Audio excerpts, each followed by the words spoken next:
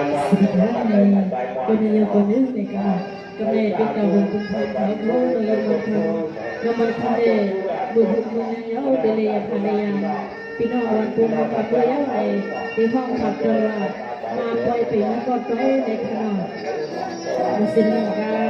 ที่ห้องวางขับไปอินในยนคดีในยนคณะในบทสังสารโดยสินค้าในขนมมีหลุดเยอะหลุดมีน้อยในขนมเนี่ยถ้าในขบวนในคนในเดนวันทำที่ห้องก็ปล่อยกันในขนม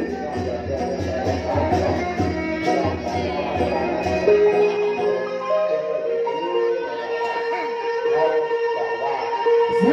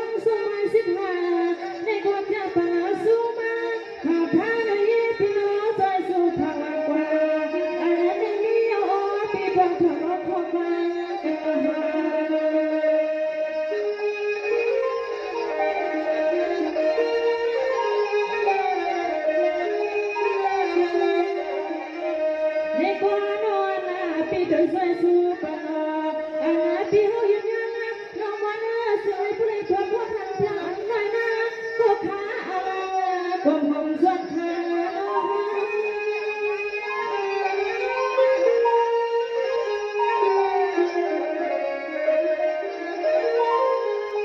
สวัสดีเปียพี่เขาก็เป็นกายอาคาราจะจับว่าพอ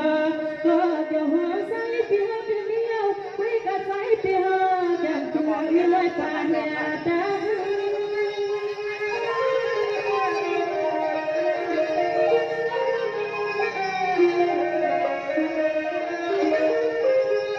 สวัสดีครับเปียนาซาเปียขันบ้าพอก็จะวันนี้ก็ใส่ก็เปียเปียซา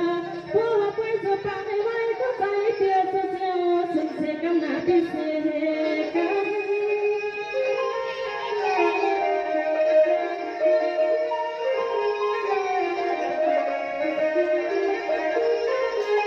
สวัสดีเปียนาเราพิสูจน์พลังกว่า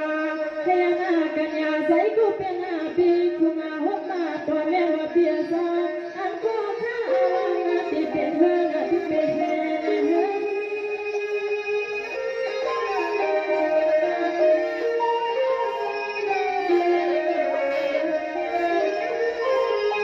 สวัสดีครับเปียนาก่อนปีของมาก่อนก็พอ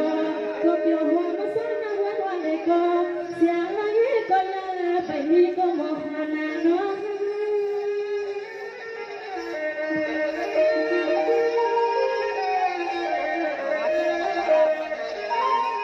สวัสดีเปียก่อนปีของปีใส่หันปีไปอยู่มันยามาหอกันยานอนปีไปยังในเปียซาอ๋อหน้าที่ก่อนเมื่อทำมาสิแล้วเมื่อก็เห็นไม่ไปยาดา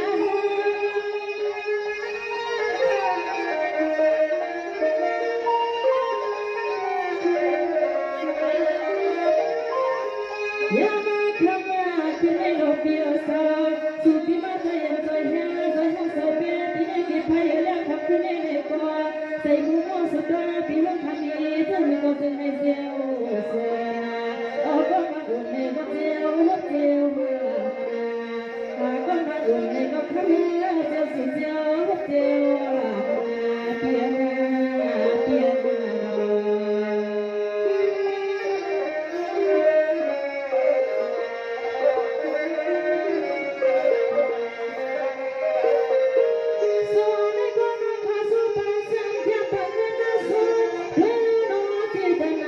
โ